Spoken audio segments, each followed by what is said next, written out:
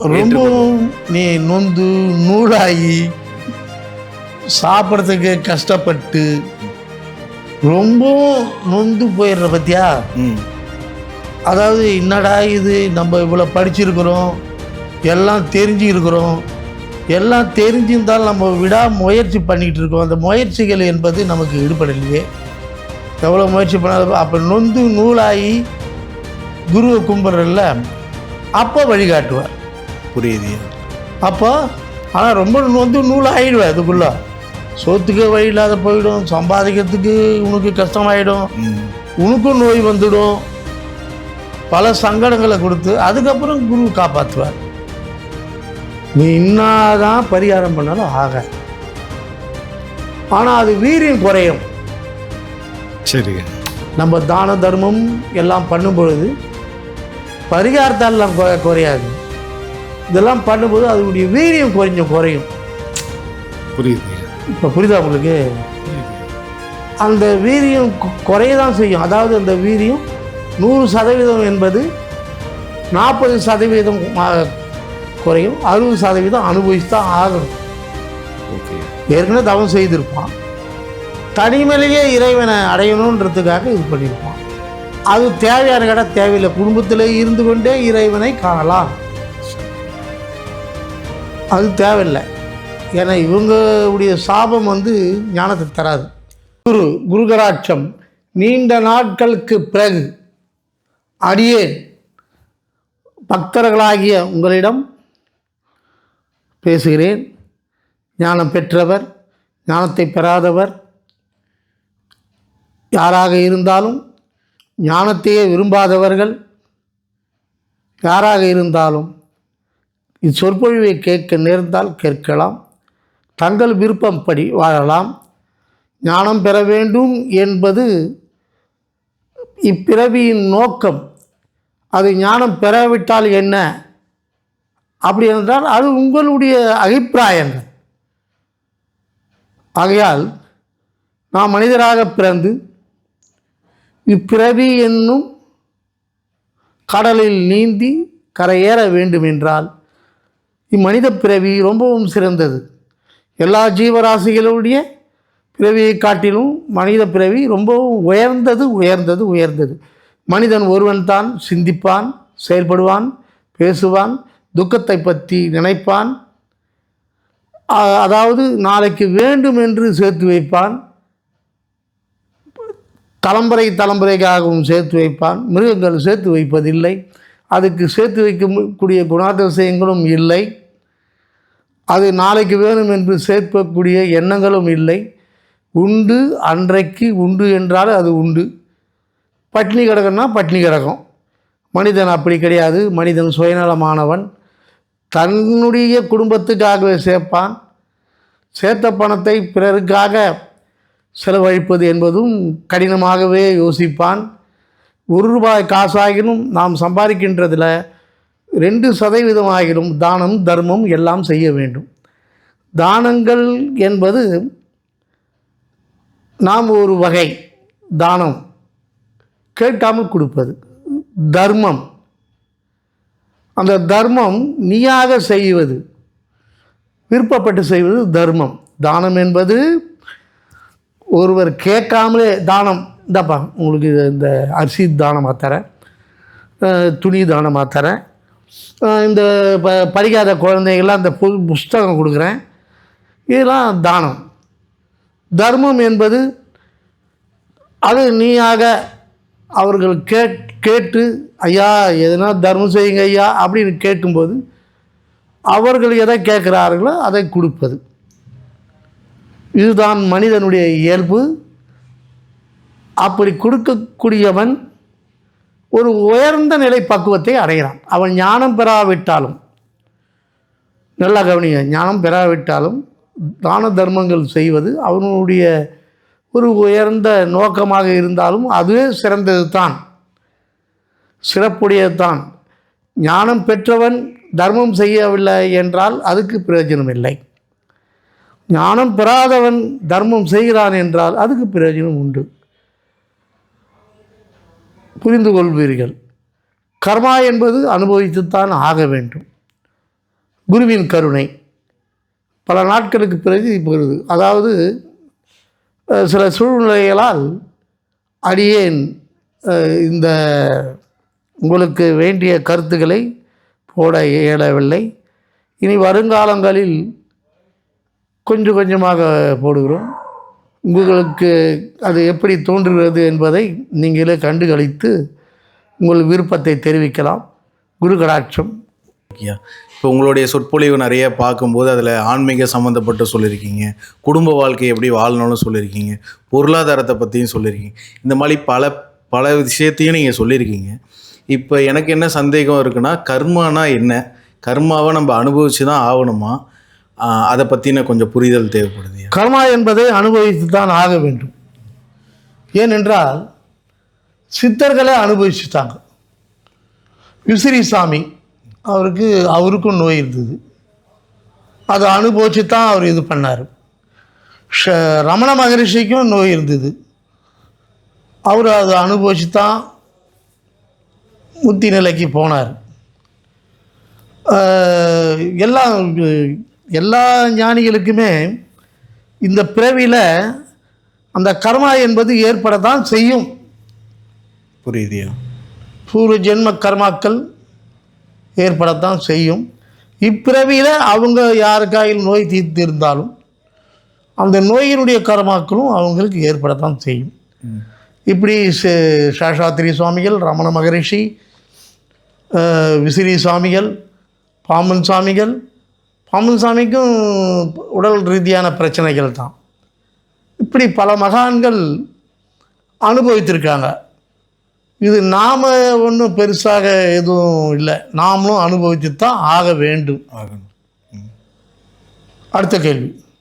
ஐயா, இப்போது கர்மாவை நீங்கள் அனுபவித்து தான் ஆகணும்னு சொல்லிட்டீங்க. ஆமாம். ஆனால் சில பேர் அதை அனுபவிக்கிறதுக்கு கூட கஷ்டப்பட்டுட்டு, அதாவது எனக்கு ஏன் இந்த கடவுள் இதை கொடுத்தான் அப்படின்ட்டு புரிதல் இல்லாமல் இருக்காங்க. அந்த கர்மாவை இது கர்மா தான் அப்படின்னு அனுபவிக்கிறதுல எதுனா தெளிவாக சொன்னீங்கன்னா புரியும். அவங்களுக்கு நான் போகாத கோவிலில் கும்பிடாத சாமி இல்லை அப்படின்னு சொல்கிறாங்க. நீ எந்த கோவிலுக்கு போனாலும் சரி, எந்த சாமியை கும்பிட்டாலும் சரி, எந்த மகானை கும்பிட்டாலும் சரி, உன் கர்மா உன்னை விட்டு விலகவே விலகாது, அனுபவிச்சு தான் ஆகணும்.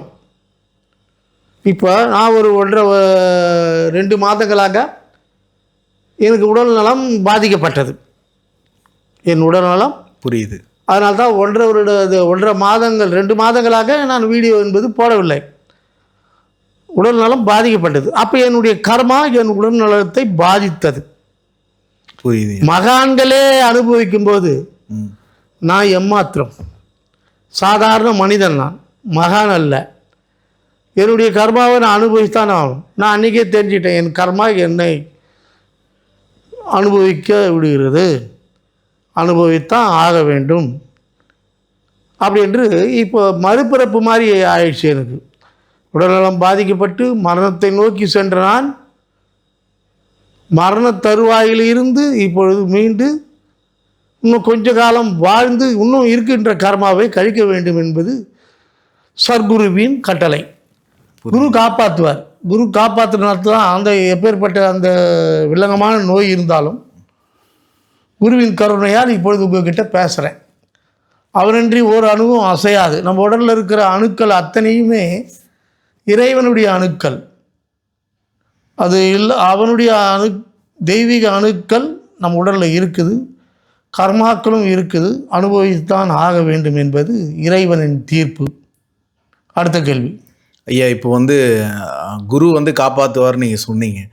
இப்போது எனக்கு கர்மாவை அனுபவிக்கும் போது அது எந்த சமயத்தில் அது நிகழும், ரெண்டாவது நான் எந்த அளவுக்கு நம்பணும், நம்பிக்கையினால தான் அது நடக்குதுன்னு நான் நினைக்கிறேன். ஸோ அதை எப்படி ரொம்பவும் நீ நொந்து நூலாகி சாப்பிட்றதுக்கு கஷ்டப்பட்டு ரொம்பவும் நொந்து போயிடுற பற்றியா? அதாவது என்னடா இது, நம்ம இவ்வளோ படிச்சிருக்கிறோம், எல்லாம் தெரிஞ்சிருக்கிறோம், எல்லாம் தெரிஞ்சிருந்தாலும் நம்ம முயற்சி பண்ணிகிட்டு இருக்கோம், அந்த முயற்சிகள் என்பது நமக்கு ஈடுபடலையே. எவ்வளோ முயற்சி பண்ணாத அப்போ நொந்து நூலாகி குருவை கும்பிட்றல்ல, அப்போ வழிகாட்டுவார். புரியுதுயா. அப்போ ஆனால் ரொம்ப வந்து நூலாகிடுவேன் அதுக்குள்ளே. சோத்துக்கு வழி இல்லாத போயிடும், சம்பாதிக்கிறதுக்கு உனக்கு கஷ்டமாயிடும், உனக்கும் நோய் வந்துடும், பல சங்கடங்களை கொடுத்து அதுக்கப்புறம் குரு காப்பாற்றுவார். அதுக்கப்புறம் குரு காப்பாற்ற நேர்ந்த பிறகு கீழே இறங்கி போக மாட்டேன், மேல் நோக்கி. அப்போ உன்னுடைய முயற்சிகள் தளராத மனம் இருக்கும். அதுக்கு வேண்டிய வழிகாட்டிகளை ஐயாவே அருள்வார். அதுக்கு வழிகாட்டிகளாகவே சில மனிதர்கள் உனக்கு வருவாங்க, உங்ககிட்ட சேருவாங்க, அவங்களும் உனக்கு ஒத்துழைப்பாங்க. புரியுதுயா, புரியுது. அடுத்தது ஐயா, நீங்கள் சொன்னீங்க கர்மா இதை அனுபவிச்சு தான் ஆகணும் இல்லைன்னு சொல்கிறீங்க.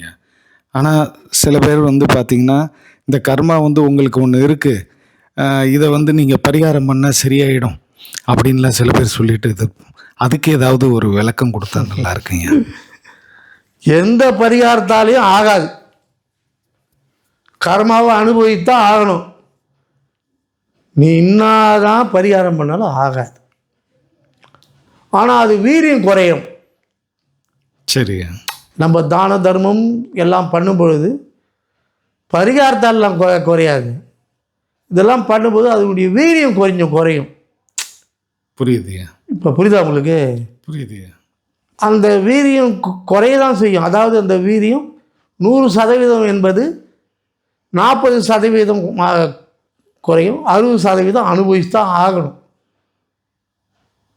அது வயிற்று வலியாக இருந்தாலும் சரி, தலைவலியாக இருந்தாலும் சரி, இடுப்பு வலியாக இருந்தாலும் சரி, கால் வலியாக இருந்தாலும் சரி, கிட்னி ப்ராப்ளமாக இருந்தாலும் சரி, கல்லீரல் ப்ராப்ளமாக இருந்தாலும் சரி, உடல் ரீதியாக ராஜ உறுப்புகளையே கெடுத்துடும். சத்குரு. இப்போ புரியுதுண்ணா உங்களுக்கு? புரியுது. அப்போ என்ன அர்த்தம்? இந்த ராஜ உறுப்புகள் கெடுதுன்னா என்ன அர்த்தம்? எப்பிறவிலையோ இந்த அடியேன் யாருக்கோ செய்த துன்பம், யாருக்கு துன்பம் செய்தனோ அதனால் இந்த ராஜ உறுப்புகள் பாதிப்புகள் ஏற்பட்டது. இப்போ புரியுதா உங்களுக்கு? புரியுதுயா. அது 40% குறையின மாதிரி இப்போ 40% குறைஞ்சி 60% ஏக்கமாக இயங்கி கொண்டு இருக்கிறது. புரியுதுயா. புரியுதுங்களா? அடுத்த கேள்வி ஐயா, இப்போ கர்மா எல்லாத்தையுமே இயக்கிட்டு இருக்கு, ரைட்யா. இந்த கர்மா தான் ஞானத்துக்கும் வழிவகுக்குதா ஐயா? ஆமாம், கர்மா தான் ஞானத்துக்கு வழிவகுக்குது. அதாவது சந்தோஷமாக இருக்கிற காலத்தில் இறைவனை கும்பிட மாட்டான், எனக்கு சந்தோஷமாகறான், எல்லா வசதியும் இருக்குது. அதே நேரத்தில் இவன் எல்லாத்தையும் இழக்கும்போது அப்போ இறைவனை நாடுறான். ஏன் முதலே நாடி இருக்கலாம்ல? ஆமாம், இறைவான் நாடி இருக்கலாம். நல்லா சந்தோஷமாக இருக்கும்போது இறைவன் நமக்கு இதெல்லாம் கொடுத்துருக்குறான். நாம் இறைவனை அடையக்கூடிய முயற்சிகள் பண்ணலாம்.